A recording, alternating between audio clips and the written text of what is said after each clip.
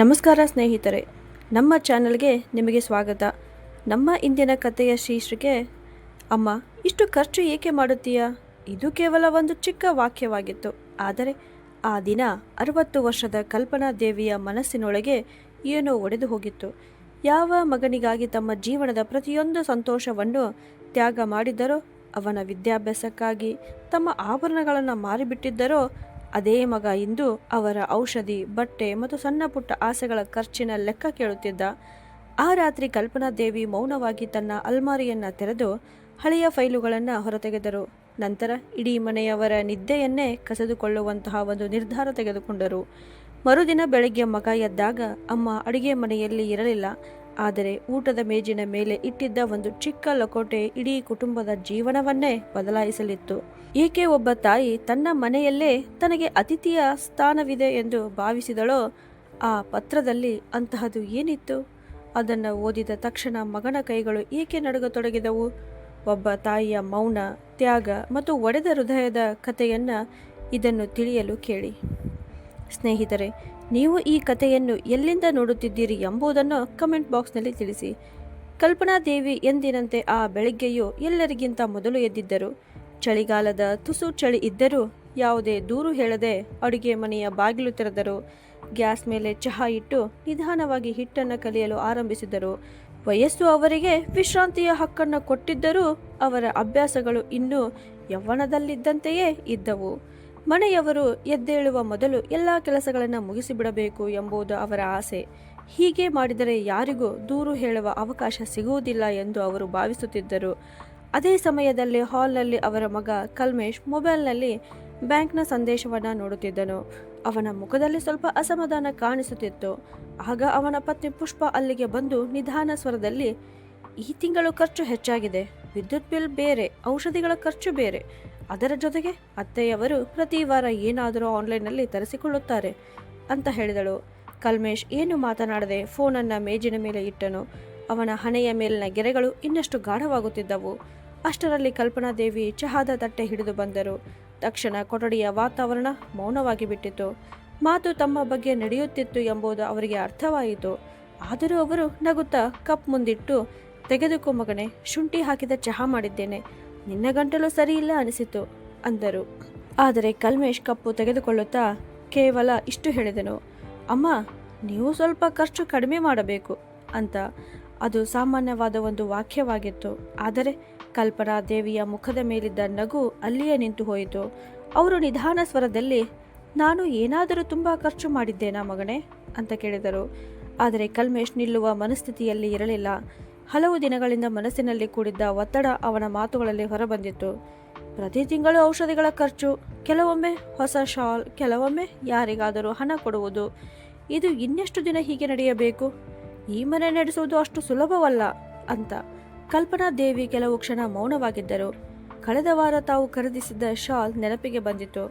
ಅದು ತಮಗಾಗಿ ಆಗಿರಲಿಲ್ಲ, ಪಕ್ಕದ ಮನೆಯ ವಯಸ್ಸಾದ ಶಾರದಾ ಚಿಕ್ಕಮ್ಮಳಿಗಾಗಿ. ಚಳಿಯಲ್ಲಿ ನಡುಗುತ್ತಿದ್ದ ಆ ಮಹಿಳೆಯನ್ನ ನೋಡಿ ಅವರ ಮನಸ್ಸು ಕರಗಿತ್ತು. ಆದರೆ ಇದಕ್ಕೆ ಸ್ಪಷ್ಟನೆ ನೀಡಬೇಕೆಂದು ಅವರಿಗೆ ಅನಿಸಲಿಲ್ಲ. ಅವರು ಕೇವಲ ನಿಧಾನ ಧ್ವನಿಯಲ್ಲಿ, ಸರಿ ಮಗನೇ, ಇನ್ನು ಮುಂದೆ ಗಮನ ಕೊಡುತ್ತೇನೆ ಅಂತ ಹೇಳಿದರು. ಅದೇ ಸಮಯದಲ್ಲಿ ಪುಷ್ಪ ಕೂಡ ಮಾತಿಗೆ ಸೇರಿಸಿದಳು. ನಾವು ಭವಿಷ್ಯಕ್ಕಾಗಿ ಉಳಿತಾಯ ಮಾಡುತ್ತಿದ್ದೇವೆ ಅಲ್ವಾ ಅತ್ತೆ? ಪ್ರತಿಯೊಂದು ವಿಷಯವನ್ನ ಯೋಚಿಸಿ ಮಾಡಬೇಕಾಗುತ್ತದೆ ಅಂತ. ಇದನ್ನು ಕೇಳಿ ಕಲ್ಪನಾ ದೇವಿ ತಲೆಯಾಡಿಸಿದರು. ಆದರೆ ಅವರ ಮನಸ್ಸಿನ ಆಳದಲ್ಲಿ ಒಂದು ನೋವು ಬೇರು ಬಿಟ್ಟಿತು. ತಮ್ಮ ಇಡೀ ಯೌವನವನ್ನು ಮೀಸಲಿಟ್ಟು ಕಟ್ಟಿದ ಮನೆ ಇಂದು ಅದೇ ಮನೆಯಲ್ಲಿ ತಮ್ಮ ಖರ್ಚಿನ ಲೆಕ್ಕವನ್ನು ಕೊಡಬೇಕಾದ ಪರಿಸ್ಥಿತಿ ಬಂದಿತ್ತು. ಆ ದಿನ ಅವರು ಮೌನವಾಗಿಯೇ ಅಡುಗೆ ಮಾಡಿದರು.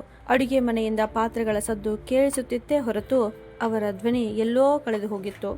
ಮಧ್ಯಾಹ್ನ ಅವರು ತಮ್ಮ ಹಳೆಯ ಕಬ್ಬಿಣದ ಅಲ್ಮಾರಿಯನ್ನು ತೆರೆದರು. ಅದರೊಳಗೆ ಒಂದು ಚಿಕ್ಕ ಡಬ್ಬಿ ಇದ್ದಿತು. ಅದರಲ್ಲಿ ಒಡೆದ ಕೆಂಪು ಬಳೆಗಳು ಮತ್ತು ಕೆಲವು ಹಳೆಯ ಛಾಯಾಚಿತ್ರಗಳು ಇದ್ದವು. ಅವರು ಒಂದು ಫೋಟೋ ಕೈಗೆತ್ತಿಕೊಂಡರು. ಅದರಲ್ಲಿ ಚಿಕ್ಕ ಕಲ್ಮೇಶ್ ಶಾಲೆಯ ಯೂನಿಫಾರ್ಮ್ ಧರಿಸಿ ಮುಗುಳ್ನಗುತ್ತಿದ್ದನು. ಅವರಿಗೆ ಆ ದಿನ ನೆನಪಾಯಿತು. ಕಲ್ಮೇಶನ ಶಾಲೆಯ ಶುಲ್ಕ ಕಟ್ಟಲು ಅವರು ತಮ್ಮ ಮದುವೆಯ ಬಳೆಗಳನ್ನು ಮಾರಿಬಿಟ್ಟಿದ್ದರು. ಚಿನ್ನದ ಅಂಗಡಿಯವನು ಆ ಬಳೆಗಳನ್ನು ಒಡೆಯುವಾಗ ಅವರ ಕಣ್ಣಿನಿಂದ ಕಣ್ಣೀರು ಹೊರದಿತ್ತು.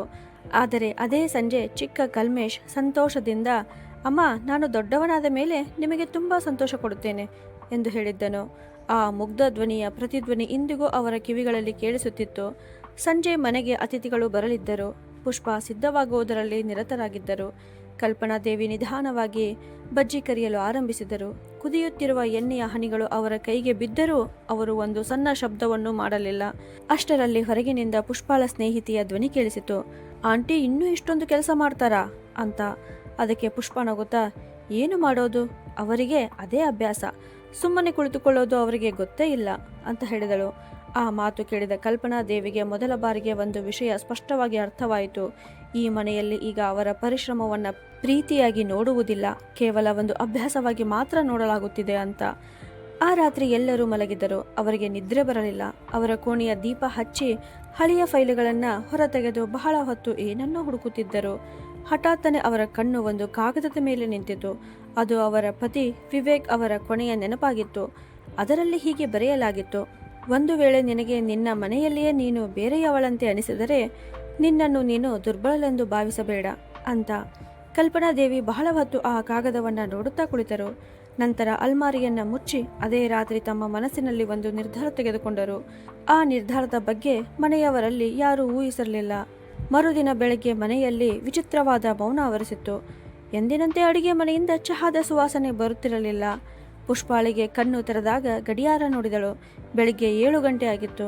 ಅವಳು ಗಾಬರಿಯಿಂದ ಎದ್ದಳು, ಏಕೆಂದರೆ ಇಷ್ಟು ಹೊತ್ತಿನವರೆಗೆ ಕಲ್ಪನಾದೇವಿ ಎಂದಿಗೂ ಮಲಗುತ್ತಿರಲಿಲ್ಲ. ಅವಳು ಬೇಗನೆ ಅಡಿಗೆ ಮನೆಗೆ ಹೋದಳು. ಆದರೆ ಅಲ್ಲಿ ಯಾರೂ ಇರಲಿಲ್ಲ. ಗ್ಯಾಸ್ ತಣ್ಣಗಾಗಿತ್ತು. ರಾತ್ರಿ ಬಳಸಿದ ಪಾತ್ರೆಗಳು ಹಾಗೇ ಸಿಂಕಿನಲ್ಲಿ ಬಿದ್ದಿದ್ದವು. ಆ ಕ್ಷಣದಲ್ಲಿ ಪುಷ್ಪಾಳಿಗೆ ಮೊದಲ ಬಾರಿಗೆ ಅರಿವಾಯಿತು, ಈ ಮನೆಯ ಪ್ರತಿಯೊಂದು ಬೆಳಿಗ್ಗೆಯೂ ಕಲ್ಪನಾದೇವಿಯಿಂದಲೇ ಆರಂಭವಾಗುತ್ತಿತ್ತು. ಅವಳು ತಕ್ಷಣ ಕಲ್ಮೇಶ್ನನ್ನ ಕರೆದಳು. ಇಬ್ಬರು ಮನೆ ತುಂಬ ಹುಡುಕಿದರು, ಆದರೆ ಕಲ್ಪನಾದೇವಿ ಎಲ್ಲಿಯೂ ಕಾಣಿಸಲಿಲ್ಲ. ಅಷ್ಟರಲ್ಲಿ ಕಲ್ಮೇಶನ ದೃಷ್ಟಿ ಊಟದ ಮೇಜಿನ ಮೇಲೆ ಇಟ್ಟಿದ್ದ ಬಿಳಿ ಲಕೋಟಿಯ ಮೇಲೆ ಬಿದ್ದಿತು. ಅದರ ಮೇಲೆ ಕೇವಲ 2 ಪದಗಳು ಬರೆಯಲ್ಪಟ್ಟಿದ್ದವು: ನನ್ನ ಮಕ್ಕಳಿಗಾಗಿ. ಕಲ್ಮೇಶನ ಕೈಗಳು ಏಕಾಏಕಿ ಭಾರವಾದವು. ಅವನು ನಡುಗುವ ಕೈಗಳಿಂದ ಲಕೋಟೆಯನ್ನ ತೆರೆದನು. ಅದರೊಳಗೆ ಒಂದು ಚಿಕ್ಕ ಪತ್ರವಿದ್ದಿತು. ಕಲ್ಪನಾದೇವಿಯ ಕೈಬರಹ ಮೊದಲಿನಷ್ಟು ಸ್ಪಷ್ಟವಾಗಿರಲಿಲ್ಲ, ಆದರೆ ಪ್ರತಿಯೊಂದು ಪದವು ನೇರವಾಗಿ ಹೃದಯಕ್ಕೆ ತಟ್ಟುತ್ತಿತ್ತು. ಮಗನೇ, ನಿನ್ನೆ ಮೊದಲ ಬಾರಿಗೆ ನನಗೆ ಈ ಮನೆಯಲ್ಲಿ ನಾನು ಒಂದು ಭಾರವಾಗಿದ್ದೇನೆ ಎಂದು ಭಾವನೆ ಉಂಟಾಯಿತು. ಬಹುಶಃ ನನ್ನ ಖರ್ಚು ನಿಜವಾಗಿಯೂ ಹೆಚ್ಚಿರಬಹುದು. ಆದ್ದರಿಂದ ಇಂದಿನಿಂದ ನಾನು ನಿನ್ನನ್ನು ಆ ಭಾರದಿಂದ ಮುಕ್ತಗೊಳಿಸಲಿದ್ದೇನೆ. ನನ್ನ ಬಗ್ಗೆ ಚಿಂತಿಸಬೇಡ. ನಾನು ಚೆನ್ನಾಗಿದ್ದೇನೆ.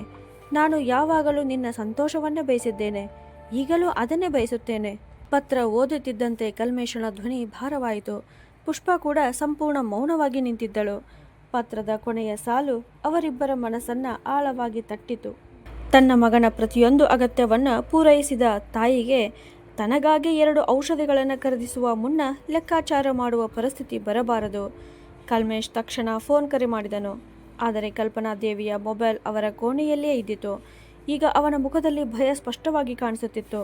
ನಿನ್ನೆ ತಾನು ಕೇವಲ ಕೆಲವು ಮಾತುಗಳನ್ನು ಹೇಳಿರಲಿಲ್ಲ, ತನ್ನ ತಾಯಿಯ ಹೃದಯವನ್ನೇ ನೋಯಿಸಿದ್ದೇನೆ ಎಂಬುದು ಅವನಿಗೆ ಮೊದಲ ಬಾರಿಗೆ ಅರ್ಥವಾಯಿತು. ಇಡೀ ದಿನ ಅವರಿಬ್ಬರು ಕಲ್ಪನಾದೇವಿಯನ್ನ ಹುಡುಕಿದರು. ಸಂಬಂಧಿಕರಿಗೆ ಕರೆ ಮಾಡಿದರು.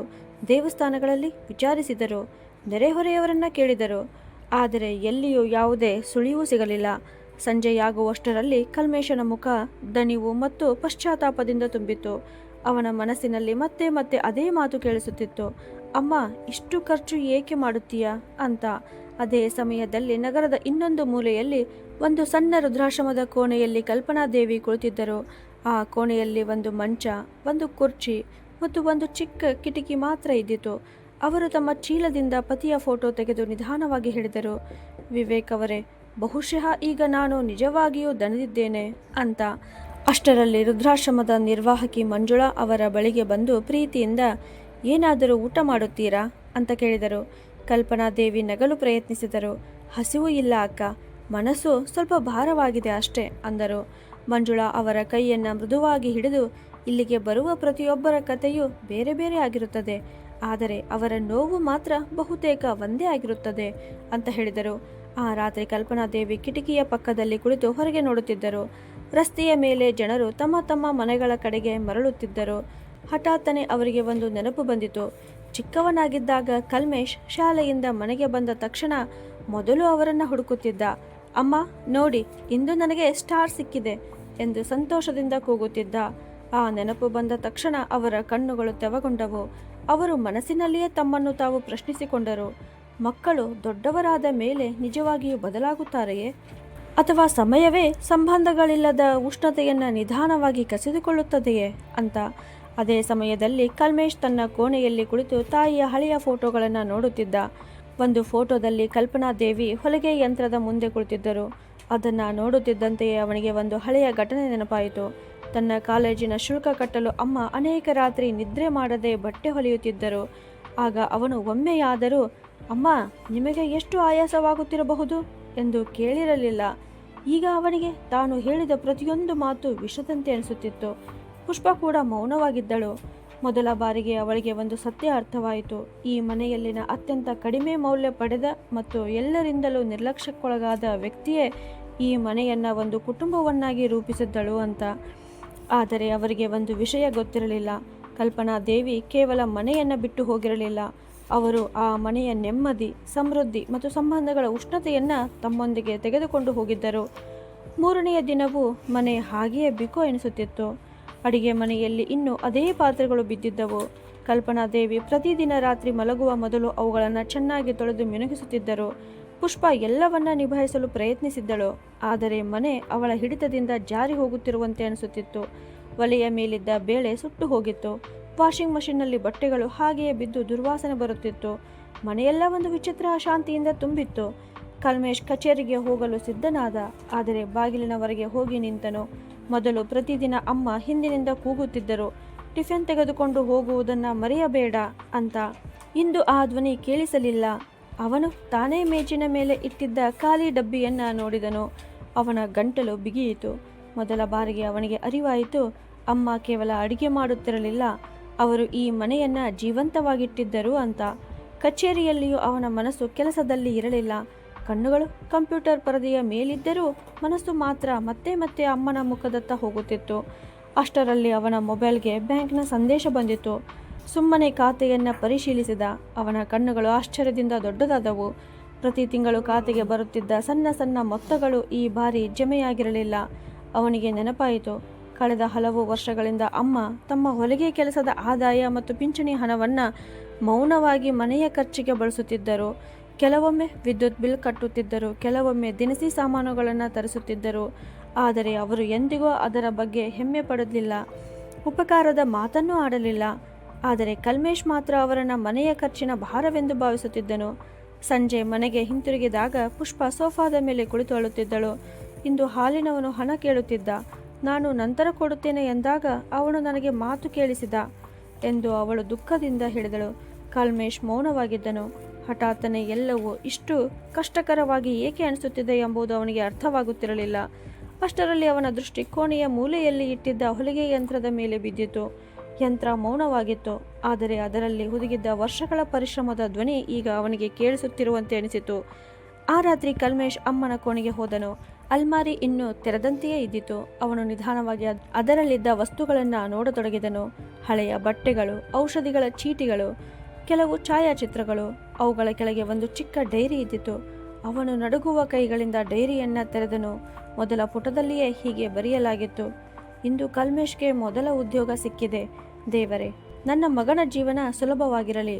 ಅವನು ಎಂದಿಗೂ ನನ್ನಂತೆಯೇ ಕಷ್ಟಗಳನ್ನು ನೋಡಬಾರದು ಅಂತ. ಅವನ ಕೈಗಳು ನಡುಗತೊಡಗಿದವು. ಅವನು ಮುಂದಿನ ಪುಟವನ್ನು ಓದಿದನು. ಈ ತಿಂಗಳು ಔಷಧಿಗಳನ್ನು ತೆಗೆದುಕೊಳ್ಳಲಿಲ್ಲ. ಹಣ ಸಾಲಲಿಲ್ಲ. ಕಲ್ಮೇಶನ ಸಾಲದ ಕಂತು ಕಟ್ಟಬೇಕಿತ್ತು. ಇದನ್ನು ಓದಿದ ತಕ್ಷಣ ಕಲ್ಮೇಶನ ಕಣ್ಣಿಂದ ಕಣ್ಣೀರು ಸುರಿಯತೊಡಗಿತು.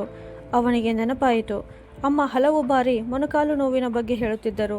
ಆದರೆ ಅವನು ಯಾವಾಗಲೂ ಸ್ವಲ್ಪ ಆರೋಗ್ಯದ ಕಡೆ ಗಮನ ಕೊಡಿ ಅಮ್ಮ ಎಂದು ಹೇಳಿ ಬಿಡುತ್ತಿದ್ದ. ಅಮ್ಮ ನಿಜವಾಗಿಯೂ ತಮ್ಮ ಆರೋಗ್ಯದ ಕಡೆ ಗಮನ ಕೊಡಲು ಸಾಧ್ಯವಾಗುತ್ತಿದೆಯೇ ಇಲ್ಲವೇ ಎಂಬುದನ್ನು ತಿಳಿಯಲು ಅವನು ಎಂದಿಗೂ ಪ್ರಯತ್ನಿಸಿರಲಿಲ್ಲ. ಅದೇ ಸಮಯದಲ್ಲಿ ರುದ್ರಾಶ್ರಮದಲ್ಲಿ ಕಲ್ಪನಾ ದೇವಿ ಅಲ್ಲಿನ ಜನರೊಂದಿಗೆ ನಿಧಾನವಾಗಿ ಬೆರೆಯತೊಡಗಿದ್ದರು. ಅಲ್ಲಿದ್ದ ಪ್ರತಿಯೊಂದು ಮುಖದ ಹಿಂದೆ ಒಂದು ಅಪೂರ್ಣ ಕತೆ ಇದ್ದಿತು. ಯಾರನ್ನೋ ಮಗ ಬಿಟ್ಟು ಹೋಗಿದ್ದ, ಇನ್ನೊಬ್ಬರು ಸೊಸೆಯ ನಿರ್ಲಕ್ಷ್ಯಕ್ಕೆ ಬಲಿಯಾಗಿದ್ದರು. ಆದರೆ ಎಲ್ಲರಲ್ಲಿಯೂ ಅತ್ಯಂತ ನೋವಿನ ಸಂಗತಿ ಒಂದೇ ಆಗಿತ್ತು, ಅವರ ಮಕ್ಕಳು ಬದುಕಿದ್ದರೂ ಅವರು ಮಾತ್ರ ಒಂಟಿಯಾಗಿದ್ದರು. ಒಂದು ಸಂಜೆ ರುದ್ರಾಶ್ರಮದಲ್ಲಿ ವಾಸಿಸುತ್ತಿದ್ದ ರಮಾಬಾಯಿ ಏಕಾಏಕಿ ಅಸ್ವಸ್ಥರಾದರು. ಎಲ್ಲರೂ ಗಾಬರಿಗೊಂಡರು. ಆದರೆ ಕಲ್ಪನಾ ದೇವಿ ತಕ್ಷಣ ಅವರ ಬಳಿಗೆ ಕುಳಿತರು. ಅವರಿಗೆ ನೀರು ಕುಡಿಸಿದರು, ತಲೆಯನ್ನ ಸವರುತ್ತಾ ಸಮಾಧಾನ ಮಾಡಿದರು. ಇಡೀ ರಾತ್ರಿ ಅವರ ಪಕ್ಕದಲ್ಲೇ ಕುಳಿತಿದ್ದರು. ದೂರದಿಂದ ನೋಡುತ್ತಿದ್ದ ಮಂಜುಳಾ ಬೆಳಗ್ಗೆ ಕಲ್ಪನಾ ಅವರೇ, ನಿಮ್ಮ ಹೃದಯ ತುಂಬ ದೊಡ್ಡದು ಅಂತ ಹೇಳಿದರು. ಕಲ್ಪನಾ ದೇವಿ ಮಂದಹಾಸ ಬೀರಿ, ತಾಯಿಯ ಹೃದಯ ಎಂದಿಗೂ ಚಿಕ್ಕದಾಗುವುದಿಲ್ಲ ಅಕ್ಕ. ಕೆಲವೊಮ್ಮೆ ಅವರ ಸ್ವಂತ ಮಕ್ಕಳು ಅದನ್ನು ಅರ್ಥ ಮಾಡಿಕೊಳ್ಳುವುದಿಲ್ಲ ಅಷ್ಟೇ ಅಂತ ಹೇಳಿದರು. ಅದೇ ವೇಳೆ ಕಲ್ಮೇಶ್ ಅಮ್ಮನನ್ನ ಹುಡುಕಲು ಎಲ್ಲೆಡೆ ಅಲೆದಾಡುತ್ತಿದ್ದ. ದೇವಾಲಯಗಳು, ಆಸ್ಪತ್ರೆಗಳು, ಸಂಬಂಧಿಕರ ಮನೆಗಳು ಅಷ್ಟೇ ಅಲ್ಲ, ರೈಲು ನಿಲ್ದಾಣಗಳಿಗೂ ಹೋಗಿ ವಿಚಾರಿಸುತ್ತಿದ್ದ. ಬಿಳಿ ಸೀರೆ ಧರಿಸಿದ್ದ ಪ್ರತಿಯೊಬ್ಬ ವೃದ್ಧೆಯಲ್ಲಿಯೂ ಅವನಿಗೆ ತನ್ನ ಅಮ್ಮನೇ ಕಾಣಿಸುತ್ತಿದ್ದರು. ಅವನೊಳಗಿನ ಭಯ ದಿನದಿಂದ ದಿನಕ್ಕೆ ಹೆಚ್ಚಾಗುತ್ತಿತ್ತು. ತನ್ನ ಜೀವನದ ಅತ್ಯಂತ ದೊಡ್ಡ ತಪ್ಪನ್ನು ತಾನು ಮಾಡಿದ್ದೇನೆ ಎಂಬ ಭಾವನೆ ಅವನನ್ನು ಕಾಡತೊಡಗಿತು. ಆ ರಾತ್ರಿ ಅವನು ಅಮ್ಮನ ಕೋಣೆಯಲ್ಲಿ ಮಲಗಿದನು. ಮಧ್ಯರಾತ್ರಿಯಲ್ಲಿ ಅವನ ಕಣ್ಣುಗಳು ಗೋಡೆಯ ಮೇಲೆ ತೂಗುತ್ತಿದ್ದ ಒಂದು ಹಳೆಯ ಫೋಟೋದ ಮೇಲೆ ಬಿದ್ದಿತು. ಆ ಫೋಟೋದಲ್ಲಿ ಚಿಕ್ಕ ಕಲ್ಮೇಶ್ ತನ್ನ ಅಮ್ಮನ ಮಡಿಲಲ್ಲಿ ಕುಳಿತಿದ್ದನು. ಫೋಟೋದ ಹಿಂಭಾಗದಲ್ಲಿ ಒಂದು ಸಾಲು ಬರೆಯಲಾಗಿತ್ತು, ನನ್ನ ಪೂರ್ತಿ ಜಗತ್ತು ಅಂತ. ಆ ಒಂದು ಸಾಲು ಅವನ ಮನಸ್ಸನ್ನು ಸಂಪೂರ್ಣವಾಗಿ ಒಡೆದು ಹಾಕಿತು. ಯಾವ ತಾಯಿಯ ಜಗತ್ತು ತನ್ನ ಮಗನೊಬ್ಬನೇ ಆಗಿದ್ದನೋ ಅದೇ ಮಗ ಒಂದು ದಿನ ಅವಳಿಗೆ ಈ ಮನೆಯಲ್ಲಿ ತಾನು ಒಂದು ಭಾರ ಎಂದು ಭಾವಿಸುವಂತೆ ಮಾಡಿದ್ದನು. ಮರುದಿನ ಬೆಳಗ್ಗೆ ಕಲ್ಮೇಶ್ ಉಪಹಾರವೂ ಮಾಡದೆ ಮನೆಯಿಂದ ಹೊರಟನು. ಅವನ ಮನಸ್ಸಿನಲ್ಲಿ ಒಂದೇ ಒಂದು ಪ್ರಶ್ನೆ ಸುತ್ತುತ್ತಿತ್ತು, ಅಮ್ಮ ಎಲ್ಲಿಗೆ ಹೋಗಿರಬಹುದು ಅಂತ. 3 ದಿನಗಳ ಹಿಂದಿನವರೆಗೂ ಈ ಮನೆಯ ಪ್ರತಿಯೊಂದು ಉಸಿರಾಗಿದ್ದ ಮಹಿಳೆಯ ಸುಳಿವು ಈಗ ಸಿಗುತ್ತಿರಲಿಲ್ಲ. ರಸ್ತೆಯಲ್ಲಿ ನಡೆಯುತ್ತಿದ್ದಾಗ ಅವನಿಗೆ ಕಾಣುತ್ತಿದ್ದ ಪ್ರತಿಯೊಬ್ಬ ವಯಸ್ಸಾದ ಮಹಿಳೆಯಲ್ಲಿಯೂ ತನ್ನ ಅಮ್ಮನ ಮುಖವೇ ಕಾಣಿಸುತ್ತಿತ್ತು. ಮೊದಲು ಅವನು ತನ್ನ ಬಾಲ್ಯ ಕಳೆದ ಹಳೆಯ ಬಡಾವಣೆಗೆ ಹೋದನು. ಅಲ್ಲಿನ ಇಕ್ಕಟ್ಟಾದ ಬೀದಿಗಳು ಇನ್ನೂ ಹಾಗೇ ಇದ್ದವು. ಅಂಗಡಿಯ ಮುಂದೆ ಕುಳಿತಿದ್ದ ವೃದ್ಧ ಮಹೇಶ್ ಕಾಕ ಅವನನ್ನ ನೋಡುತ್ತಿದ್ದಂತೆಯೇ, ಅಯ್ಯೋ ಕಲ್ಮೇಶ್, ಎಷ್ಟು ವರ್ಷಗಳ ನಂತರ ಬಂದಿದ್ದೀಯಲ್ಲ ಅಂತ ಕೇಳಿದರು. ಕಲ್ಮೇಶ್ ತಕ್ಷಣ ಕೇಳಿದನು, ಕಾಕ, ಅಮ್ಮ ಇಲ್ಲಿ ಬಂದಿದ್ದಾರಾ ಅಂತ. ಮಹೇಶ್ ಕಾಕಾರ ಮುಖ ಏಕಾಏಕಿ ಗಂಭೀರವಾಯಿತು. ಅವರು ದೀರ್ಘ ನಿಟ್ಟುಸಿರು ಬಿಟ್ಟು, ಮಗನೇ, ಕಲ್ಪನಾ ಸೊಸೆಯಂತಹ ಮಹಿಳೆಯರು ಈಗ ಎಲ್ಲಿ ಸಿಗುತ್ತಾರೆ? ನಿನ್ನ ಅಪ್ಪ ತೀರಿಕೊಂಡ ನಂತರ ಅವಳು ಒಬ್ಬಳೇ ಹಗಲಿರಲು ದುಡಿದಳು. ಎಷ್ಟೋ ಬಾರಿ ತಾನೇ ಹಸಿದಿದ್ದಳು. ಆದರೆ ನಿನಗೆ ಮಾತ್ರ ಹಾಲು ಕುಡಿಸುವುದನ್ನು ಎಂದಿಗೂ ಬಿಡಲಿಲ್ಲ ಅಂತ ಹೇಳಿದರು. ಕಲ್ಮೇಶ್ ಮೌನವಾಗಿ ನಿಂತನು. ತಾನು ಮಾಡಿದ ತಪ್ಪುಗಳನ್ನು ಎಲ್ಲರೂ ಒಂದೊಂದಾಗಿ ತನ್ನ ಮುಂದೆ ತೋರಿಸುತ್ತಿರುವಂತೆ ಅವನಿಗೆ ಅನಿಸಿತು. ಅಷ್ಟರಲ್ಲಿ ಮಹೇಶ್ ಕಾಕ ಒಳಗೆ ಹೋಗಿ ಒಂದು ಹಳೆಯ ಲಕೋಟೆ ತಂದು ಕೊಟ್ಟು, ಇದನ್ನು ನಿನ್ನ ಅಮ್ಮ ಹಲವು ವರ್ಷಗಳ ಹಿಂದೆ ಇಲ್ಲಿ ಮರೆತು ಬಿಟ್ಟಿದ್ದರು. ಬಹುಶಃ ಈಗ ನೀನು ಇದನ್ನು ನೋಡಬೇಕಾದ ಸಮಯ ಬಂದಿದೆ ಅಂತ ಹೇಳಿದರು. ಕಲ್ಮೇಶ್ ಲಕೋಟೆಯನ್ನ ತೆರೆದನು. ಅದರೊಳಗೆ ಕೆಲವು ಹಳೆಯ ಬಿಲ್ಗಳು ಮತ್ತು ಮಡಚಿ ಇಟ್ಟಿದ್ದ 500 ರೂಪಾಯಿಯ ಒಂದು ನೋಟು ಇದ್ದಿತು. ಅದರ ಜೊತೆಗೆ ಒಂದು ಚಿಕ್ಕ ಚೀಟಿ ಇದ್ದಿತು. ಅದರಲ್ಲಿ ಹೀಗೆ ಬರೆಯಲಾಗಿತ್ತು, ಈ ಹಣವನ್ನು ಕಲ್ಮೇಶನ ಪುಸ್ತಕಗಳಿಗಾಗಿ ಇಟ್ಟಿದ್ದೇನೆ. ನನಗೆ ಔಷಧಿ ಬಿಟ್ಟರೂ ಪರವಾಗಿಲ್ಲ, ಆದರೆ ನನ್ನ ಮಗನ ಓದು ನಿಲ್ಲಬಾರದು ಅಂತ. ಕಲ್ಮೇಶನ ಗಂಟಲು ಒಣಗಿ ಹೋಯಿತು. ಅವನ ಕಣ್ಣೆದುರು ಒಂದು ಹಳೆಯ ಘಟನೆ ಮಿಂಚಿನಂತೆ ಹಾದು ಹೋಯಿತು. ಕಾಲೇಜಿನಲ್ಲಿ ಸ್ನೇಹಿತರ ಮುಂದೆ ತಾನು ದುಬಾರಿ ಪುಸ್ತಕಗಳನ್ನು ಬೇಕೆಂದು ಹಠ ಮಾಡಿದ್ದನು. ಅಮ್ಮ ಒಂದು ಮಾತು ಆಡದೆ ಮರುದಿನ ಹಣ ಕೊಟ್ಟಿದ್ದರು. ಆ ಹಣ ಎಲ್ಲಿಂದ ಬಂದಿತ್ತು ಎಂದು ಅವನು ಎಂದಿಗೂ ಕೇಳಿರಲಿಲ್ಲ. ಈಗ ಅವನಿಗೆ ಅರ್ಥವಾಗುತ್ತಿತ್ತು. ಆ 500 ರೂಪಾಯಿ ಕೇವಲ ಹಣವಾಗಿರಲಿಲ್ಲ, ಅದು ಒಬ್ಬ ತಾಯಿಯ ತೆಗೆದುಕೊಳ್ಳದೆ ಬಿಟ್ಟ ಔಷಧಿಯ ಹಣವಾಗಿತ್ತು. ಅವಳ ಹಸಿವಾಗಿತ್ತು, ಅವಳ ನಿದ್ದೆಯಾಗಿತ್ತು. ಅದೇ ವೇಳೆ ಮನೆಯಲ್ಲಿ ಪುಷ್ಪಾಳಲ್ಲೂ ಬದಲಾವಣೆ ಶುರುವಾಗಿತ್ತು. ಅವಳು ಅಮ್ಮನ ಅಲ್ಮಾರಿಯನ್ನ ಸ್ವಚ್ಛಗೊಳಿಸುತ್ತಿದ್ದಾಗ ದಿಂಬಿನ ಕೆಳಗೆ ಒಂದು ಚಿಕ್ಕ ಚೀಲ ಸಿಕ್ಕಿತು. ಅದರೊಳಗೆ ಕೆಲವು ನಾಣ್ಯಗಳು ಮತ್ತು ಮಡಚಿಟ್ಟಿದ್ದ ನೋಟುಗಳು ಇದ್ದವು. ಜೊತೆಗೆ ಒಂದು ಚೀಟಿಯೂ ಇದ್ದಿತು.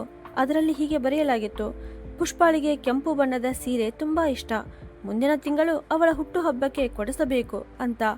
ಅದನ್ನ ಓದುತ್ತಿದ್ದಂತೆ ಪುಷ್ಪಾಳ ಕಣ್ಣುಗಳು ನೀರಿನಿಂದ ತುಂಬಿದವು.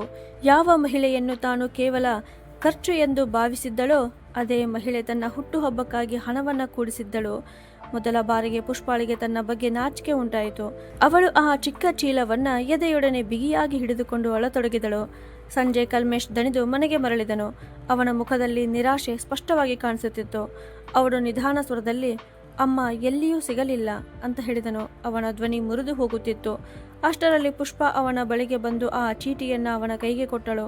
ಅದನ್ನು ಓದಿದ ತಕ್ಷಣ ಕಲ್ಮೇಶ್ ಕುರ್ಚಿಯ ಮೇಲೆ ಕುಸಿದು ಕುಳಿತನು. ಕೆಲವು ಕ್ಷಣಗಳ ಕಾಲ ಇಬ್ಬರು ಮಧ್ಯೆ ಸಂಪೂರ್ಣ ಮೌನ ಆವರಿಸಿತು. ನಂತರ ಪುಷ್ಪ ನಿಧಾನ ಸ್ವರದಲ್ಲಿ, ಕಲ್ಮೇಶ್, ನಾವು ತುಂಬ ದೊಡ್ಡ ತಪ್ಪು ಮಾಡಿದ್ದೇವೆ ಅಂತ ಹೇಳಿದಳು. ಮೊದಲ ಬಾರಿಗೆ ಅವಳ ಧ್ವನಿಯಲ್ಲಿ ಅಹಂಕಾರವಿರಲಿಲ್ಲ, ಕೇವಲ ಪಶ್ಚಾತ್ತಾಪ ಮಾತ್ರ ಇದ್ದಿತು. ಕಲ್ಮೇಶ್ ತಲೆ ತಗ್ಗಿಸಿದನು. ಅಮ್ಮ ನಮಗಾಗಿ ಎಷ್ಟು ತ್ಯಾಗ ಮಾಡಿದ್ದರು ಅನ್ನುವುದನ್ನು ನಾನು ಎಂದಿಗೂ ಯೋಚಿಸಿಯೇ ಇಲ್ಲ ಎಂದು ಅವನು ಭಾರವಾದ ಧ್ವನಿಯಲ್ಲಿ ಹೇಳಿದನು. ಅದೇ ರಾತ್ರಿ ಏಕಾಏಕಿ ಕಲ್ಮೇಶನ ಮೊಬೈಲ್ಗೆ ಅಪರಿಚಿತ ಸಂಖ್ಯೆಯಿಂದ ಕರೆ ಬಂದಿತು. ಅವನು ಗಾಬರಿಯಿಂದ ಫೋನ್ ಸ್ವೀಕರಿಸಿದನು. ಅತ್ತ ಕಡೆಯಿಂದ ಶಾಂತ ಸ್ವರದಲ್ಲಿ ಒಬ್ಬ ಮಹಿಳೆಯ ಧ್ವನಿ ಕೇಳಿಸಿತು. ನೀವು ಕಲ್ಪನಾ ದೇವಿಯ ಮಗ ಮಾತನಾಡುತ್ತಿದ್ದೀರಾ ಅಂತ ಕಲ್ಮೇಶನ ಹೃದಯ ಜೋರಾಗಿ ಬಡಿಯತೊಡಗಿತು. ಹೌದು, ಅಮ್ಮ ಎಲ್ಲಿದ್ದಾರೆ? ಅವರು ಚೆನ್ನಾಗಿದ್ದಾರೆಯೇ ಅಂತ ಕಲ್ಮೇಶ್ ಕೇಳಿದಾಗ ಮಹಿಳೆ ಉತ್ತರಿಸಿದಳು. ಗಾಬರಿಯಾಗಬೇಡಿ, ಅವರು ಸುರಕ್ಷಿತವಾಗಿದ್ದಾರೆ. ಆದರೆ ಸದ್ಯಕ್ಕೆ ಅವರು ನಿಮ್ಮನ್ನ ಭೇಟಿಯಾಗಲು ಇಷ್ಟಪಡುತ್ತಿಲ್ಲ ಅಂತ ಹೇಳಿದರು. ನೀವು ಯಾರು ಎಂದು ಕಲ್ಮೇಶ್ ಬಹುತೇಕ ಅಳುತ್ತಲೇ ಕೇಳಿದನು. ನಾನು ಮಂಜುಳಾ, ಒಂದು ವೃದ್ಧಾಶ್ರಮದಿಂದ ಮಾತನಾಡುತ್ತಿದ್ದೇನೆ. ಇದನ್ನ ಕೇಳುತ್ತಿದ್ದಂತೆಯೇ ಕಲ್ಮೇಶನ ಕಾಲಡಿ ನೆಲವೇ ಕುಸಿದಂತಾಯಿತು. ತನ್ನ ಜೀವನವಿಡೀ ಅವನಿಗೆ ಆಧಾರವಾಗಿ ನಿಂತಿದ್ದ ತಾಯಿಯೇ ಇಂದು ವೃದ್ಧಾಶ್ರಮದಲ್ಲಿ ವಾಸಿಸುವ ಪರಿಸ್ಥಿತಿಗೆ ಬಂದಿದ್ದರು. ಮಂಜುಳಾ ಅಕ್ಕನ ಕರೆ ಮುಗಿದ ನಂತರ ಇಡೀ ರಾತ್ರಿ ಕಲ್ಮೇಶನಿಗೆ ನಿದ್ರೆ ಬರಲಿಲ್ಲ.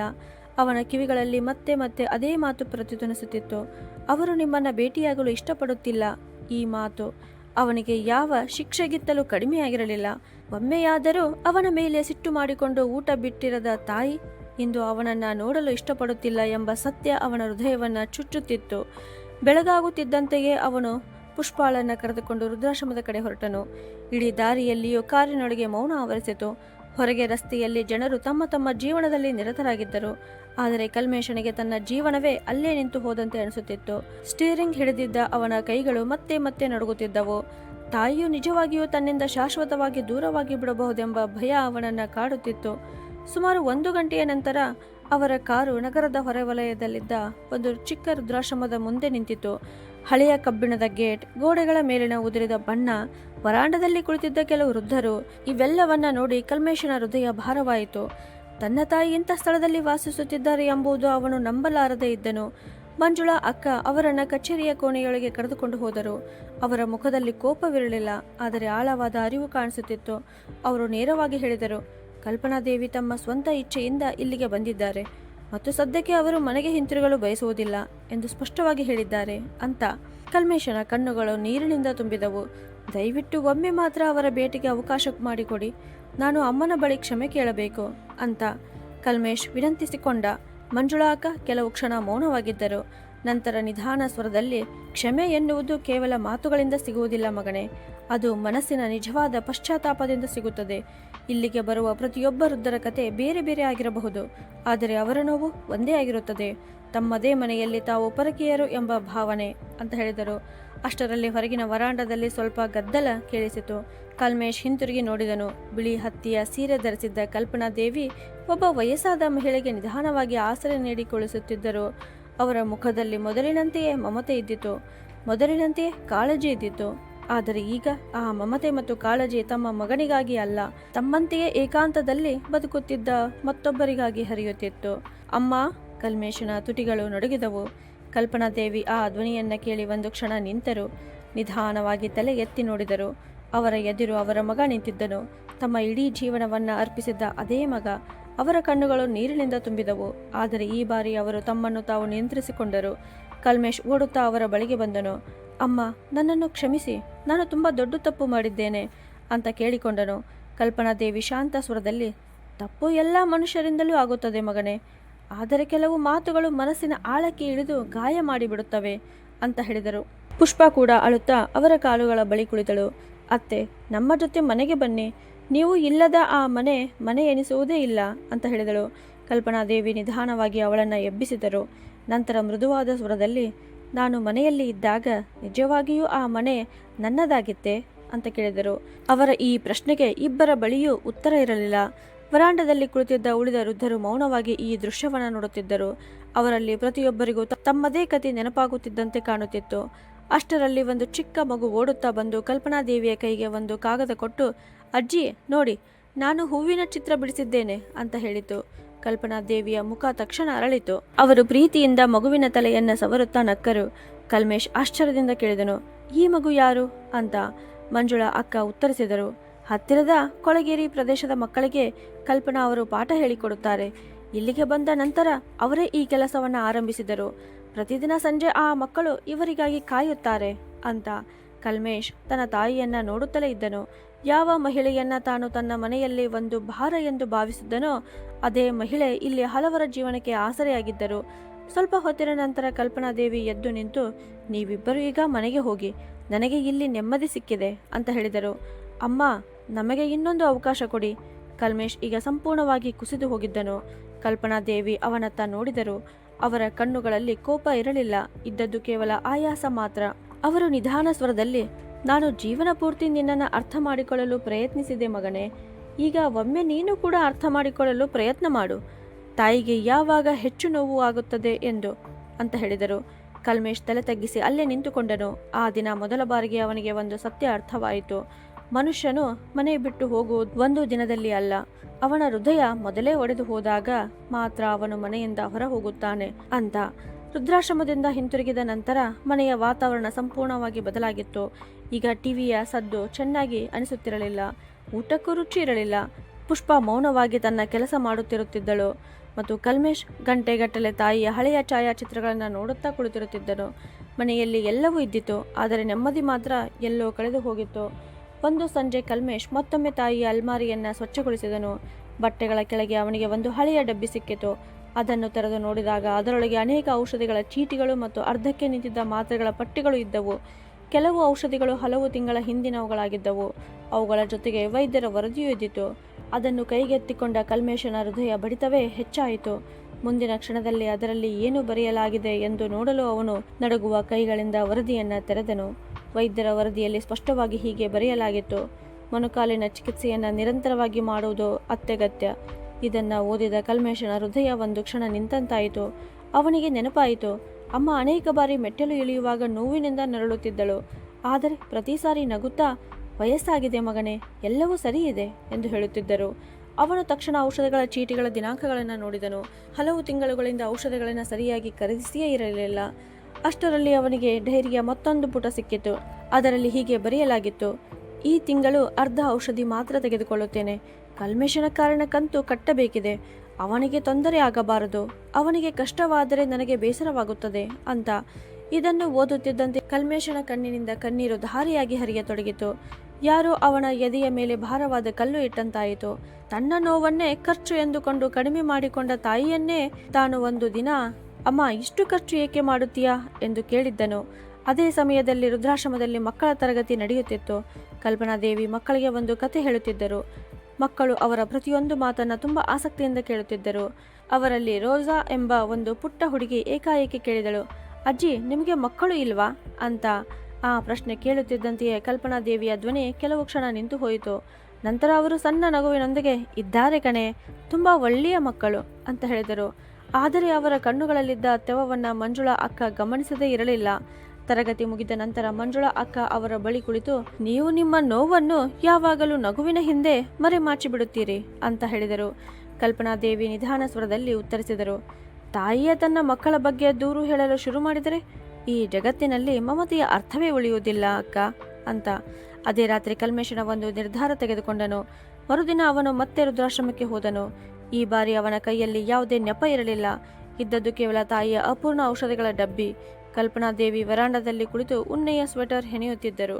ಕಲ್ಮೇಶ್ ಅವರ ಎದುರಿಗೆ ಬಂದು ಮೌನವಾಗಿ ಕುಳಿತನು. ಕೆಲವು ಕ್ಷಣಗಳ ಕಾಲ ಇಬ್ಬರ ಮಧ್ಯೆ ಮೌನವೇ ಆವರಿಸಿತ್ತು. ನಂತರ ಅವನು ನಿಧಾನವಾಗಿ ಔಷಧಿಗಳ ಡಬ್ಬಿಯನ್ನು ಅವರ ಮುಂದೆ ಇಟ್ಟನು. ಅಮ್ಮ, ಇವೆಲ್ಲವನ್ನು ಏಕೆ ಮರೆ ಮಾಡಿದ್ದೀರಿ ಅಂತ ಕೇಳುವಾಗ ಅವನ ಧ್ವನಿ ನಡುಗುತ್ತಿತ್ತು. ಕಲ್ಪನಾ ದೇವಿ ಡಬ್ಬಿಯತ್ತ ನೋಡಿದರು. ನಂತರ ಶಾಂತವಾದ ಧ್ವನಿಯಲ್ಲಿ, ಮಗನೇ, ಪ್ರತಿಯೊಂದು ತಾಯಿಯೂ ಹೀಗೆ ಮಾಡುತ್ತಾಳೆ. ಮೊದಲು ಮಕ್ಕಳ ಅಗತ್ಯಗಳನ್ನು ಪೂರೈಸುತ್ತಾಳೆ, ನಂತರ ಏನಾದರೂ ಉಳಿದರೆ ತನ್ನ ಬಗ್ಗೆ ಯೋಚಿಸುತ್ತಾಳೆ ಅಂತ ಹೇಳಿದರು.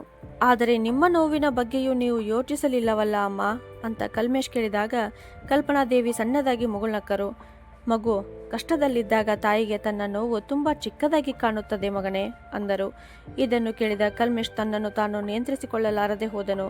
ಅವನು ತಾಯಿಯ ಕಾಲುಗಳ ಬಳಿ ಕುಳಿತು ಮಗುವಿನಂತೆ ಅಳುತ್ತಾ, ಅಮ್ಮ, ನಾನು ತುಂಬ ಕೆಟ್ಟ ಮಗನಾಗಿದ್ದೇನೆ. ನೀವು ಯಾವಾಗಲೂ ಕೊಟ್ಟಿದ್ದೀರಿ, ಆದರೆ ನಾನು ನಿಮಗೆ ಏನು ಲೆಕ್ಕ ಕೇಳಿದೆ ಅಂತ ಹೇಳಿದ. ವರಾಂಡದಲ್ಲಿ ಕುಳಿತಿದ್ದ ಇತರ ವೃದ್ಧರು ಮೌನವಾಗಿ ಈ ದೃಶ್ಯವನ್ನು ನೋಡುತ್ತಿದ್ದರು. ಅವರಲ್ಲಿ ಹಲವರ ಕಣ್ಣುಗಳು ತೆವಗೊಂಡವು. ಬಹುಶಃ ಅವರಿಗೆ ತಮ್ಮ ಮಕ್ಕಳ ನೆನಪು ಬಂದಿರಬಹುದು. ಕಲ್ಪನಾ ದೇವಿ ನಡುಗುವ ಕೈಗಳಿಂದ ಮಗನ ತಲೆಯನ್ನ ಸವರಿದರು. ನಂತರ, ತಪ್ಪು ಮಾಡಿದವನು ಕೆಟ್ಟ ಮಗನಾಗುವುದಿಲ್ಲ, ತಾನು ಮಾಡಿದ ತಪ್ಪಿನ ಅರಿವೇ ಇಲ್ಲದವನು ಮಾತ್ರ ಕೆಟ್ಟವನಾಗುತ್ತಾನೆ ಅಂತ ಹೇಳಿದರು. ಕಲ್ಮೇಶನ ತಾಯಿಯ ಕೈಯನ್ನ ಬಿಗಿಯಾಗಿ ಹಿಡಿದನು. ಮೊದಲ ಬಾರಿಗೆ ಅವನಿಗೆ ಒಂದು ಸತ್ಯ ಅರ್ಥವಾಯಿತು. ಮನೆ ಎನ್ನುವುದು ಹಣದಿಂದ ನಡೆಯುವುದಿಲ್ಲ, ಲೆಕ್ಕಾಚಾರವಿಲ್ಲದೆ ಪ್ರತಿದಿನ ಎಲ್ಲರಿಗಾಗಿ ಬದುಕುವ ಒಬ್ಬ ವ್ಯಕ್ತಿಯಿಂದ ನಡೆಯುತ್ತದೆ ಅಂತ. ಆ ದಿನದ ನಂತರ ಕಲ್ಮೇಶ್ ಪ್ರತಿದಿನ ವೃದ್ಧಾಶ್ರಮಕ್ಕೆ ಹೋಗತೊಡಗಿದನು. ಕೆಲವೊಮ್ಮೆ ತಾಯಿಗಾಗಿ ಹಣ್ಣುಗಳನ್ನು ತೆಗೆದುಕೊಂಡು ಹೋಗುತ್ತಿದ್ದ, ಇನ್ನೊಮ್ಮೆ ಔಷಧಿಗಳನ್ನು ತೆಗೆದುಕೊಂಡು ಹೋಗುತ್ತಿದ್ದ. ಆದರೆ ಮನೆಗೆ ಹಿಂತಿರುಗುವ ವಿಷಯ ಬಂದಾಗ ಮಾತ್ರ ಕಲ್ಪನಾದೇವಿ ಮೌನವಾಗಿ ಬಿಡುತ್ತಿದ್ದರು. ಅವರ ಮನಸ್ಸಿನ ಗಾಯ ಇನ್ನೂ ಸಂಪೂರ್ಣವಾಗಿ ಗುಣವಾಗಿರಲಿಲ್ಲ. ಒಂದು ಸಂಜೆ ಕಲ್ಮೇಶ್ ನೋಡಿದನು. ಅಮ್ಮ ಚಿಕ್ಕ ಮಕ್ಕಳಿಗೆ ಪಾಠ ಹೇಳಿಕೊಡುತ್ತಿದ್ದರು. ಅವರನ್ನ ನೋಡುತ್ತಿದ್ದಂತೆಯೇ ಅವನಿಗೆ ತನ್ನ ಬಾಲ್ಯ ನೆನಪಾಯಿತು. ತರಗತಿ ಮುಗಿದ ನಂತರ ಅವನು ನಿಧಾನ ಸ್ವರದಲ್ಲಿ, ಅಮ್ಮ, ನೀವು ನಿಜವಾಗಿಯೂ ಮತ್ತೆ ಮನೆಗೆ ಬರುವುದಿಲ್ಲವೇ ಅಂತ ಕೇಳಿದನು. ಕಲ್ಪನಾದೇವಿ ಎದುರಲ್ಲಿದ್ದ ಬೇವಿನ ಮರದತ್ತ ನೋಡುತ್ತಾ, ಮಗನೇ, ಮನೆ ಎನ್ನುವುದು ಕೇವಲ ಗೋಡೆಗಳಿಂದ ನಿರ್ಮಾಣವಾಗುವುದಿಲ್ಲ. ಎಲ್ಲಿ ಆತ್ಮೀಯತೆ ಸಿಗುತ್ತದೆಯೋ ಅದೇ ನಿಜವಾದ ಮನೆ ಅಂತ ಹೇಳಿದರು. ಕಲ್ಮೇಶ್ ಮೌನವಾಗಿ ನಿಂತನು. ಅಷ್ಟರಲ್ಲಿ ಮಂಜುಳಾ ಅಕ್ಕ ಅವನಿಗೆ ಒಂದು ವಿಷಯ ತಿಳಿಸಿದರು. ನಿನ್ನ ಅಮ್ಮ ಪ್ರತಿ ತಿಂಗಳು ತಮ್ಮ ಪಿಂಚಣಿಯ ಅರ್ಧ ಹಣವನ್ನು ನಿಮ್ಮ ಹಳೆಯ ಮನೆಯ ತೆರಿಗೆ ಮತ್ತು ವಿದ್ಯುತ್ ಬಿಲ್ಲಿಗಾಗಿ ಕಳುಹಿಸುತ್ತಿದ್ದರು. ಏಕೆಂದರೆ ಆ ಮನೆ ನಿನ್ನ ತಂದೆಯ ಕೊನೆಯ ನೆನಪು. ಒಂದು ದಿನ ಕಲ್ಮೇಶ್ ಆ ಮನೆಯನ್ನ ಮತ್ತೆ ಜೀವಂತಗೊಳಿಸುತ್ತಾನೆ ಎಂಬ ಆಸೆ ಅವರಿಗೆ ಇದ್ದಿತು ಅಂತ. ಮರುದಿನವೇ ಕಲ್ಮೇಶ್ ಹಳೆಯ ಬಡಾವಣೆಗೆ ಹೋದನು. ಶಿಥಿಲಗೊಂಡಿದ್ದ ಆ ಮನೆಯ ಬಾಗಿಲನ್ನು ತೆರೆದ ಕ್ಷಣವೇ ಅವನ ಬಾಲ್ಯದ ನೆನಪುಗಳು ಕಣ್ಣ ಮುಂದೆ ಮೂಡಿದವು. ಅವನು ನಡೆಯಲು ಕಲಿತಿದ್ದ ಅದೇ ಅಂಗಳ, ಮಳೆಯ ರಾತ್ರಿಗಳಲ್ಲಿ ಅಮ್ಮ ಲಾಲಿ ಹಾಡುತ್ತಿದ್ದ ಅದೇ ಕೋಣೆ, ಮತ್ತು ತಂದೆಯ ಮರಣದ ನಂತರ ಅಮ್ಮ ಮೌನವಾಗಿ ಕಣ್ಣೀರು ಸುರಿಸುತ್ತಿದ್ದ ಅದೇ ಮೂಲೆ, ಎಲ್ಲವೂ ಅವನ ಕಣ್ಣ ಮುಂದೆ ಜೀವಂತವಾದವು. ಹಳೆಯ ಅಲ್ಮಾರಿಯಲ್ಲಿ ಅವನಿಗೆ ತೆರಿಗೆ ರಸೀದಿಗಳ ಒಂದು ಫೈಲ್ ಸಿಕ್ಕಿತು. ಅವುಗಳ ಮೇಲೆ ಕಲ್ಪನಾದೇವಿಯ ಸಹಿ ಇದ್ದಿತು. ಕೆಳಗೆ ಒಂದು ಸಾಲು ಬರೆಯಲಾಗಿತ್ತು, ಈ ಮನೆ ಕಲ್ಮೇಶನ ನೆನಪುಗಳ ಮನೆ. ಇದನ್ನು ನಾನು ಎಂದಿಗೂ ನಾಶವಾಗಲು ಬಿಡುವುದಿಲ್ಲ. ಇದನ್ನು ಓದುತ್ತಿದ್ದಂತೆಯೇ ಕಲ್ಮೇಶ್ ನೆಲದ ಮೇಲೆ ಕುಳಿತು ಮಗುವಿನಂತೆ ಅಳತೊಡಗಿದನು. ತಾನು ನಿರುಪಯುಕ್ತವೆಂದು ಭಾವಿಸಿದ್ದ ಆ ಮನೆಯೇ ತನ್ನ ತಾಯಿಗೆ ಸಂಬಂಧಗಳನ್ನು ಉಳಿಸಿಕೊಳ್ಳುವ ಕೊನೆಯ ಆಶಾಕಿರಣವಾಗಿತ್ತು. ಅದೇ ರಾತ್ರಿ ವೃದ್ಧಾಶ್ರಮದಲ್ಲಿ ನಿರಂತರ ಕೆಲಸ ಮತ್ತು ಚಿಂತೆಯಿಂದ ದಣಿದಿದ್ದ ಕಲ್ಪನಾದೇವಿಗೆ ಎದೆಯಲ್ಲಿ ಸ್ವಲ್ಪ ನೋವು ಕಾಣಿಸಿಕೊಂಡಿತು. ಅವರು ಯಾರನ್ನ ಎಬ್ಬಿಸಲಿಲ್ಲ. ಕಿಟಕಿಯ ಪಕ್ಕದಲ್ಲಿ ಕುಳಿತು ಕತ್ತಲೆಯ ಆಕಾಶವನ್ನ ನೋಡುತ್ತಿದ್ದರು. ಅವರ ಕಿವಿಗಳಲ್ಲಿ ಚಿಕ್ಕ ಕಲ್ಮೇಶನ ಮುಗ್ಧ ಧ್ವನಿ ಮೊಳಗುತ್ತಿತ್ತು. ಅಮ್ಮ, ನಾನು ದೊಡ್ಡವನಾದ ಮೇಲೆ ನಿಮಗೆ ಎಂದಿಗೂ ಅಳುವಂತಾಗಲು ಬಿಡುವುದಿಲ್ಲ. ಅವರ ಕಣ್ಣುಗಳಿಂದ ಕಣ್ಣೀರು ಜಾರಿತು. ಆಕಾಶದತ್ತ ನೋಡುತ್ತಾ ಅವರು ನಿಧಾನ ಸ್ವರದಲ್ಲಿ, ದೇವರೇ, ನನ್ನ ಮಗ ಯಾವಾಗಲೂ ಸಂತೋಷವಾಗಿರಲಿ, ಆದರೆ ಅವನ ಹೃದಯದಲ್ಲಿ ಸಂಬಂಧಗಳ ಮೌಲ್ಯ ಎಂದಿಗೂ ಜೀವಂತವಾಗಿರಲಿ ಅಂತ ಹೇಳಿದರು. ಅದೇ ಸಮಯದಲ್ಲಿ ಅವರ ಮಗ ಆ ಹಳೆಯ ಮನೆಯಲ್ಲಿ ಕುಳಿತು ಮುರಿದು ಅಳುತ್ತಿದ್ದಾನೆ ಮತ್ತು ಮೊದಲ ಬಾರಿಗೆ ತನ್ನ ತಾಯಿಯನ್ನು ನಿಜವಾಗಿ ಅರ್ಥ ಮಾಡಿಕೊಳ್ಳುತ್ತಿದ್ದಾನೆ ಎಂಬುದು ಅವರಿಗೆ ತಿಳಿದಿರಲಿಲ್ಲ. ಹಳೆಯ ಮನೆಯಿಂದ ಹಿಂತಿರುಗಿದ ನಂತರ ಕಲ್ಮೇಶ್ ಸಂಪೂರ್ಣವಾಗಿ ಬದಲಾಗಿದ್ದನು.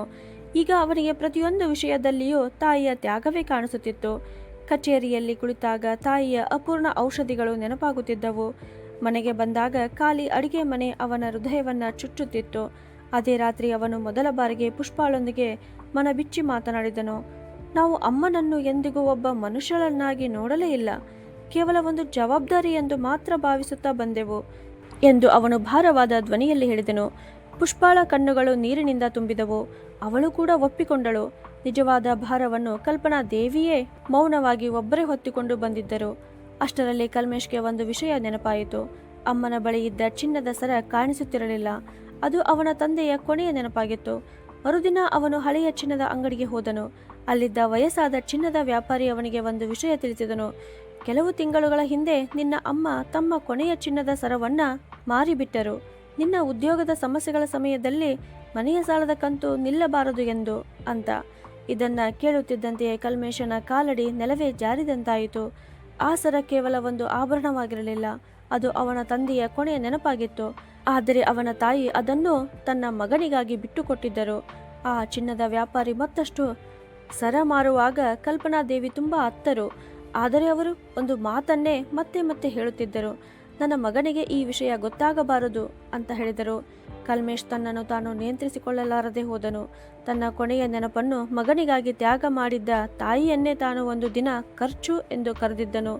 ಅದೇ ಸಮಯದಲ್ಲಿ ವೃದ್ಧಾಶ್ರಮದಲ್ಲಿ ಮಕ್ಕಳು ಕಲ್ಪನಾದೇವಿಗಾಗಿ ಒಂದು ಚಿಕ್ಕ ಕಾರ್ಯಕ್ರಮ ಏರ್ಪಡಿಸಿದ್ದರು. ಗೌರಿ ಮತ್ತು ಉಳಿದ ಮಕ್ಕಳು ತಮ್ಮ ಕೈಯಿಂದ ಶುಭಾಶಯ ಪತ್ರಗಳನ್ನು ತಯಾರಿಸಿದ್ದರು. ಅದರ ಮೇಲೆ ಹೀಗೆ ಬರೆಯಲಾಗಿತ್ತು, ಜಗತ್ತಿನ ಅತ್ಯಂತ ಪ್ರೀತಿಯ ಅಜ್ಜಿ ಅಂತ. ಕಲ್ಪನಾದೇವಿ ನಕ್ಕರು. ಆದರೆ ಅವರ ಹೆಚ್ಚುತ್ತಿರುವ ದೌರ್ಬಲ್ಯ ಈಗ ಸ್ಪಷ್ಟವಾಗಿ ಕಾಣಿಸುತ್ತಿತ್ತು. ಮಂಜುಳಾ ಅಕ್ಕ ವೈದ್ಯರ ಬಳಿ ಹೋಗೋಣ ಎಂದು ಹೇಳಿದಾಗ ಕಲ್ಪನಾದೇವಿ ಮತ್ತೆ ಅದೇ ಮಾತು ಹೇಳಿದರು. ಅಷ್ಟೊಂದು ಖರ್ಚು ಏಕೆ ಮಾಡಬೇಕು?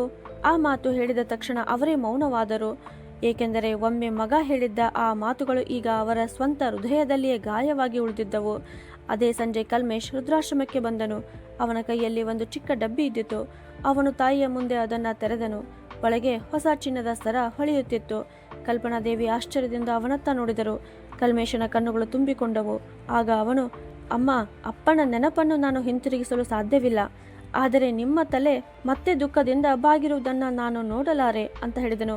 ಕಲ್ಪನಾದೇವಿ ಶಾಂತವಾಗಿ ಉತ್ತರಿಸಿದರು, ಮಗನೇ, ಆಭರಣಗಳನ್ನು ಮತ್ತೆ ಖರೀದಿಸಬಹುದು, ಆದರೆ ಸಂಬಂಧಗಳಲ್ಲಿ ಬಿರುಕು ಬಿದ್ದರೆ ಅದನ್ನು ತುಂಬಲು ಸಮಯ ಬೇಕಾಗುತ್ತದೆ ಅಂತ. ಕಲ್ಮೇಶ್ ತಾಯಿಯ ಕೈಯನ್ನು ಹಿಡಿದುಕೊಂಡು, ನಾನು ಕಾಯುತ್ತೇನೆ ಅಮ್ಮ, ಎಷ್ಟು ಸಮಯ ಬೇಕಾದರೂ ಕಾಯುತ್ತೇನೆ ಅಂತ ಹೇಳಿದನು. ವರಾಂಡದಲ್ಲಿ ತಂಪಾದ ಗಾಳಿ ಬೀಸುತ್ತಿತ್ತು. ದೂರದಲ್ಲಿ ಮಕ್ಕಳು ಆಟವಾಡುತ್ತಿದ್ದರು. ಮತ್ತು ಹಲವು ವರ್ಷಗಳ ನಂತರ ಮೊದಲ ಬಾರಿಗೆ ಒಬ್ಬ ಮಗನ ಮನಸ್ಸಿನಲ್ಲಿ ಪಶ್ಚಾತ್ತಾಪಕ್ಕಿಂತ ಹೆಚ್ಚಾಗಿ ಅರ್ಥ ಮಾಡಿಕೊಳ್ಳುವ ಗುಣ ಬೆಳೆಯತೊಡಗಿತ್ತು. ದಿನಗಳು ನಿಧಾನವಾಗಿ ಕಳೆಯತೊಡಗಿದವು. ಈಗ ಕಲ್ಮೇಶ್ ಪ್ರತಿದಿನ ಸಂಜೆ ವೃದ್ಧಾಶ್ರಮಕ್ಕೆ ಹೋಗುತ್ತಿದ್ದ. ತಾಯಿಯ ಜೊತೆ ಕುಳಿತು ಮಾತನಾಡುತ್ತಿದ್ದ. ಮಕ್ಕಳಿಗೆ ಪಾಠ ಹೇಳಿಕೊಡಲು ಸಹಾಯ ಮಾಡುತ್ತಿದ್ದ ಮತ್ತು ಮೌನವಾಗಿ ತಾಯಿಯ ಮಾತುಗಳನ್ನು ಕೇಳುತ್ತಿದ್ದ. ಕಲ್ಪನಾ ದೇವಿಯು ಮೊದಲಿನಷ್ಟು ಅಂತರವನ್ನು ಇಟ್ಟುಕೊಳ್ಳುತ್ತಿರಲಿಲ್ಲ. ಆದರೆ ಮನಸ್ಸಿನ ಗಾಯ ಇನ್ನೂ ಸಂಪೂರ್ಣವಾಗಿ ವಾಸಿಯಾಗಿರಲಿಲ್ಲ. ಒಂದು ಮಳೆಯ ಸಂಜೆ ವಿದ್ಯುತ್ ಹೋಗಿ ಇಡೀ ವೃದ್ಧಾಶ್ರಮದಲ್ಲಿ ಕತ್ತಲೆ ಆವರಿಸಿತು. ಮಂಜುಳಾ ಅಕ್ಕ ಮೇಣದ ಬತ್ತಿಗಳನ್ನು ಹಚ್ಚುತ್ತಿದ್ದರು. ಅಷ್ಟರಲ್ಲಿ ಅವರು ಕಲ್ಪನಾದೇವಿಯ ಹಳೆಯ ಡೈರಿಯನ್ನು ಕಲ್ಮೇಶನಿಗೆ ಕೈಗೆ ಕೊಟ್ಟರು. ಡೈರಿಯ ಮಧ್ಯದಿಂದ ಒಂದು ಮಡಚಿದ ಪತ್ರ ಕೆಳಗೆ ಬಿತ್ತು. ಕಲ್ಮೇಶ್ ನಿಧಾನವಾಗಿ ಅದನ್ನು ಎತ್ತಿಕೊಂಡನು. ಆ ಪತ್ರದಲ್ಲಿ ಏನು ಬರೆಯಲಾಗಿತ್ತೋ ಎಂಬ ಕುತೂಹಲದಿಂದ ಅವನ ಹೃದಯ ಜೋರಾಗಿ ಬಡಿದುಕೊಳ್ಳತೊಡಗಿತು. ಅದರ ಮೇಲೆ ಹೀಗೆ ಬರೆಯಲಾಗಿತ್ತು, ನನ್ನ ಮಗ ಕಲ್ಮೇಶ್ಗಾಗಿ. ನಡುಗುವ ಕೈಗಳಿಂದ ಕಲ್ಮೇಶ್ ಆ ಪತ್ರವನ್ನು ತೆರೆದನು. ಮಗನೇ, ಯಾವಾಗಲಾದರೂ ನಾನು ನಿನಗೆ ಭಾರವಾಗಿ ಕಾಣಿಸಿದರೆ ನನಗೆ ಹೇಳು. ತಾಯಿ ತನ್ನ ಮಕ್ಕಳಿಗೆ ಭಾರವಾಗಿ ಬದುಕಲು ಸಾಧ್ಯವಿಲ್ಲ. ನನಗೆ ಒಂದೇ ಭಯ, ನೀನು ದೊಡ್ಡವನಾದ ಮೇಲೆ ಸಂಬಂಧಗಳನ್ನು ಹಣದಿಂದ ಅಳಿಯಲು ಕಲಿಯಬಾರದು. ನೀನು ಚಿಕ್ಕವನಿದ್ದಾಗ ಹೆದರಿದರೆ ಓಡಿ ಬಂದು ನನ್ನ ಎದೆಯನ್ನು ಅಪ್ಪಿಕೊಂಡು ಮಲಗುತ್ತಿದ್ದೆ. ಆಗ ನಾನು ನನ್ನೊಳಗೆ ಯೋಚಿಸುತ್ತಿದ್ದೆ, ನನ್ನ ಮಗ ನನ್ನನ್ನು ಎಂದಿಗೂ ಒಂಟಿಯಾಗಿ ಬಿಡುವುದಿಲ್ಲ ಎಂದು. ಬಹುಶಃ ಪ್ರತಿಯೊಬ್ಬ ತಾಯಿಗೂ ಹೀಗೆ ಯೋಚಿಸುತ್ತಾಳೆ. ಕೊನೆಯ ಸಾಲನ್ನು ಓದುತ್ತಿದ್ದಂತೆಯೇ ಕಲ್ಮೇಶ್ ಸಂಪೂರ್ಣವಾಗಿ ಮಿರಿದು ಬಿದ್ದನು. ಅದರಲ್ಲಿ ಹೀಗೆ ಬರೆಯಲಾಗಿತ್ತು, ಈ ಪತ್ರವನ್ನು ಬಹುಶಃ ನಾನು ನಿನಗೆ ಎಂದಿಗೂ ಕೊಡುವುದಿಲ್ಲ, ಏಕೆಂದರೆ ಒಬ್ಬ ತಾಯಿ ತಮ್ಮ ಮಕ್ಕಳಿಗೆ ನೋವು ಕೊಡಲು ಬಯಸುವುದಿಲ್ಲ ಅಂತ.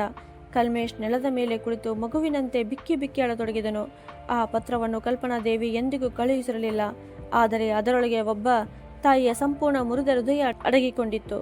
ವರಾಂಡದಲ್ಲಿ ಕುಳಿತಿದ್ದ ಕಲ್ಪನಾದೇವಿ ದೂರದಿಂದಲೇ ತಮ್ಮ ಮಗನನ್ನು ನೋಡುತ್ತಿದ್ದರು. ಅವರ ಕಣ್ಣುಗಳಲ್ಲಿಯೂ ಕಣ್ಣೀರು ತುಂಬಿಕೊಂಡಿತ್ತು. ಸ್ವಲ್ಪ ಹೊತ್ತಿನ ನಂತರ ಕಲ್ಮೇಶ್ ಅವರ ಬಳಿಗೆ ಬಂದನು. ಅವನ ಧ್ವನಿ ಭಾರವಾಗಿತ್ತು. ಅಮ್ಮ, ಇಷ್ಟೊಂದು ನೋವನ್ನು ನೀವು ಒಬ್ಬರೇ ಹೇಗೆ ಸಹಿಸಿಕೊಂಡಿರಿ ಅಂದನು. ಕಲ್ಪನಾದೇವಿ ಸಣ್ಣದಾಗಿ ಮುಗುಳ್ನಕ್ಕರು. ನಂತರ ನಿಧಾನ ಸ್ವರದಲ್ಲಿ, ಮಗನೇ, ತಾಯಿಯರು ತಮ್ಮ ನೋವುಗಳನ್ನು ಎಣಿಸಲು ಶುರು ಮಾಡಿದರೆ ಮಕ್ಕಳು ನೆಮ್ಮದಿಯಿಂದ ಬದುಕಲು ಸಾಧ್ಯವಾಗುವುದಿಲ್ಲ ಅಂತ ಹೇಳಿದರು. ಕಲ್ಮೇಶ್ ಕೇಳಿದನು, ಆದರೆ ಅಮ್ಮ, ನೀವು ನನ್ನನ್ನು ತಡೆಯಲಿಲ್ಲ ಏಕೆ ಅಂತ. ಕಲ್ಪನಾದೇವಿ ಶಾಂತ ಸ್ವರದಲ್ಲಿ ಉತ್ತರಿಸಿದರು, ಏಕೆಂದರೆ ಸಂಬಂಧಗಳು ಬಲವಂತದಿಂದ ಉಳಿಯುವುದಿಲ್ಲ ಮಗನೇ. ಯಾರು ನಮಗಾಗಿ ಎಷ್ಟು ಬದುಕುತ್ತಿದ್ದಾರೆ ಎಂಬುದನ್ನು ಮನುಷ್ಯನ ಸ್ವತಃ ಅರ್ಥ ಮಾಡಿಕೊಳ್ಳಬೇಕು ಅಂತ. ಹೊರಗೆ ಮಳೆ ಇನ್ನಷ್ಟು ಜೋರಾಯಿತು. ಆದರೆ ಆ ಕತ್ತಲೆಯಲ್ಲಿ ಕಲ್ಮೇಶ್ ಮೊದಲ ಬಾರಿಗೆ ಒಂದು ಸತ್ಯವನ್ನು ಸ್ಪಷ್ಟವಾಗಿ ನೋಡುತ್ತಿದ್ದನು.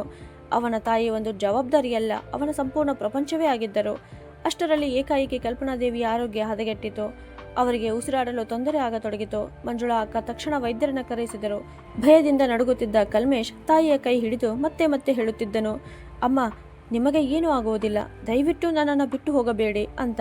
ವೈದ್ಯರು ಪರೀಕ್ಷಿಸಿದ ನಂತರ ಅತಿಯಾದ ದೌರ್ಬಲ್ಯ ಮತ್ತು ಮಾನಸಿಕ ಒತ್ತಡದಿಂದ ಅವರ ಆರೋಗ್ಯ ಹದಗೆಟ್ಟಿದೆ ಅಂತ ಹೇಳಿದರು. ಇದನ್ನು ಕೇಳುತ್ತಿದ್ದಂತೆಯೇ ಕಲ್ಮೇಶನ ಕಣ್ಣುಗಳು ಕೆಂಪಾದವು.